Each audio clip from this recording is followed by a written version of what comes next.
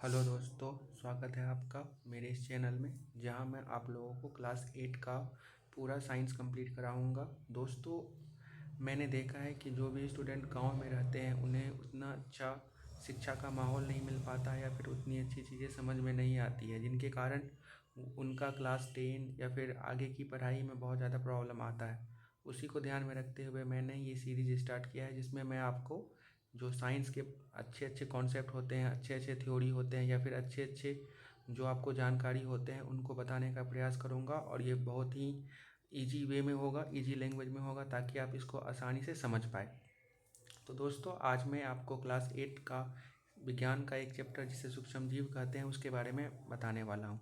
तो दोस्तों, सबसे पहले यहाँ बात आता है कि सूक्ष्म जीव होता क्या है। देखिए दोस्तों, हम सभी ने कभी न कभी या फिर हर दिन बहुत से तरह के जीव को देखते हैं, जिसमें हम लोग भी शामिल हैं, इंसान भी शामिल है। कुत्ता को हम लोग देखते हैं, बिल्ली को देखते हैं, या फिर जो है हम लोग मछली को देखते हैं, या फिर हम लोग जो है किसी भी पक्षी को देखते हैं। लेकिन दोस्तों, क्या आपको पता है बहुत सारे ऐसे भी जीव हैं हमारे चारों ओर जिन्हें हम अपनी नंगी आंखों से नहीं देख सकते हैं। ठीक है दोस्तों, और जिन्हें हम अपने खुले आंखों से नहीं देख सकते हैं उन्हें हम लोग सूक्ष्म जीव कहते हैं। ठीक है, जैसे उदाहरण के लिए मैं अगर आपको कहूँ कि आप लोगों ने सभी ने दूध से दही बनते हुए देखा है, लेकिन क्या आपने कभी प्रयास जानने का प्रयास किया कि दूध से दही क्यों बनता है? तो इसके पीछे का कारण है सूक्ष्म जीव। आप लोगों में से हर कोई कभी न कभी बीमार जरूर हुए होंगे। तो आपने कभी जानने का कोशिश किया कि हम बीमार क्यों पड़ते हैं? दोस्तों, हम हमारे बीमार पड़ने के पीछे का भी एक मुख्य वजह सूक्ष्म जीव ही हैं, जिन्हें हम नहीं देख पाते हैं।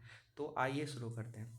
सूक्ष्म जीव क्या होते हैं? देखिए दोस्तों, ऐसे जीव जो आकार में बहुत छोटे होते हैं और जिन्हें हम अपनी खुली आंखों से नहीं देख सकते हैं उन्हें सूक्ष्म जीव कहते हैं। उम्मीद करता हूँ आपको ये बातें समझ में आ गई होंगी कि ऐसे जीव जिन्हें हम अपनी खुली आंखों से नहीं देख सकते हैं, ठीक है, और जिन्हें देखने के लिए हमें एक विशेष प्रकार के उपकरण की आवश्यकता होती है, उसे क्या कहते हैं? सूक्ष्म जीव कहते हैं। जैसे जीवाणु हम लोग नहीं देख सकते हैं, विषाणु को भी नहीं देख सकते हैं, कवक को भी हम लोग नहीं देख सकते हैं। ठीक है, अब यहाँ बात आता है कि अगर हम लोग सूक्ष्म जीव को अपनी खुली आंखों से नहीं देख सकते हैं तो उन्हें हम देखते कैसे हैं या फिर उनके बारे में हमें जानकारी कैसे प्राप्त होती है?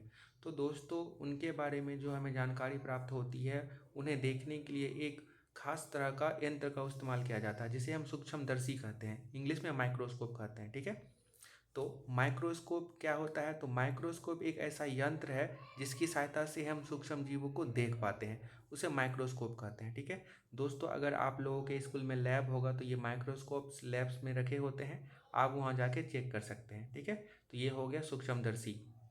अब एक बात आपको एक और समझना है कि जो सूक्ष्मदर्शी है, इसका जो खोज किए थे उन वैज्ञानिक का नाम था एंटोनी वैन ल्यूवेनहॉक। ठीक है, सूक्ष्मदर्शी का जो खोज करता है उनका नाम एंटोनी वैन ल्यूवेनहॉक है, और इसी को सूक्ष्मदर्शी की सहायता से एंटोनी वैन ल्यूवेनहॉक ने सबसे पहले जीवाणु को देखा था। ये भी हम आगे पढ़ेंगे, लेकिन उससे आगे उससे वहाँ जाने से पहले हम लोगों को समझना होगा कि माइक्रो ऑर्गेनिजम्स कितने प्रकार के होते हैं। दोस्तों, माइक्रो ऑर्गेनिजम्स जो होते हैं वो दो प्रकार के होते हैं। पहला होता है एक कोशिकीय और दूसरा होता है बहुकोशिकीय। यहाँ जाने से पहले दोस्तों मैं आपको समझाना चाहता हूँ कि आखिर कोशिका क्या होता है।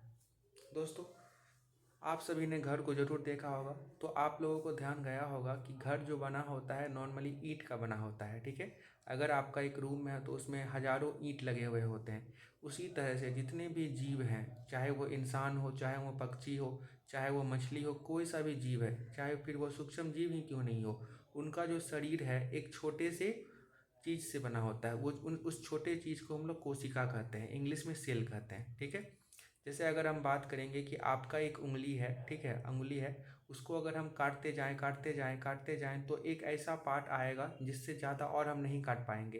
तो वो जो सबसे छोटा वाला पार्ट आता है उसे हम कोशिका कहते हैं, उसे हम क्या कहते हैं?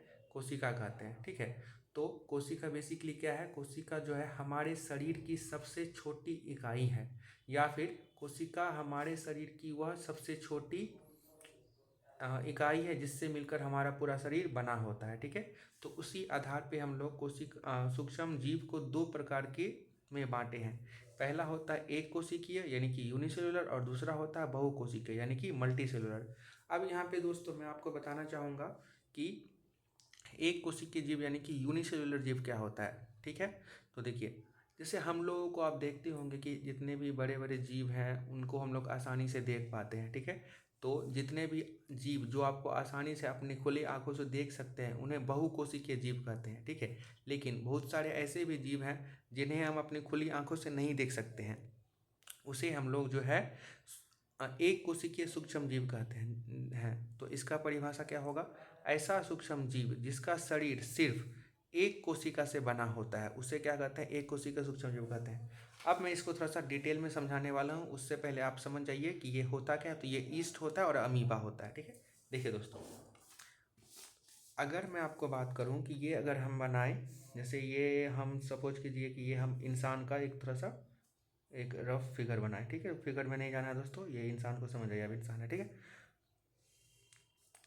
या फिर इसको नहीं लेते हैं, जैसे मान के चलिए ये एक जीव है जिसको हम अमीबा बोलते हैं, ठीक है। ये अमीबा है, तो अमीबा जीव में है ना, ये ये पूरा जो है एक ही कोशिका है और एक कोशिका से ही इसका शरीर में ये खाना भी खाएगा, ये अपना जो है पाचन भी करेगा, ये अपना वृद्धि भी करेगा, ये इसी से एक स्थान से दूसरे स्थान तक जाएगा भी। इसका कहने का मतलब हुआ कि एक ऐसा जीव, ठीक है, जिसका शरीर